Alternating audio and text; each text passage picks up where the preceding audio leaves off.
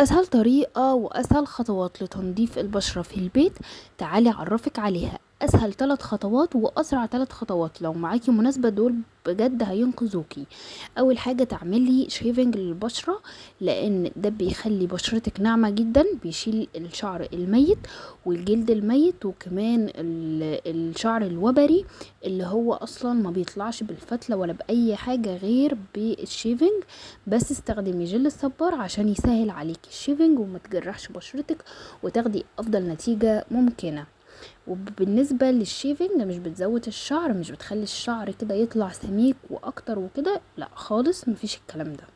كمان الابرة بتاعت الرؤوس السوداء بتطلعي بيها كل الرؤوس السوداء والبيضة اللي موجودة في منطقة الانف ومنطقة المسام اللي هي تحت اللي في الدقن، وكمان جنب الانف من الناحيتين بتلاقي فيها دهون.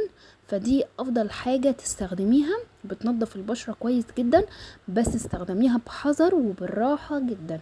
خليكي كده ايدك خفيفة على بشرتك عشان ما تاخديش اي نتيجة سلبية وتلاقي في اي مشكلة عندك.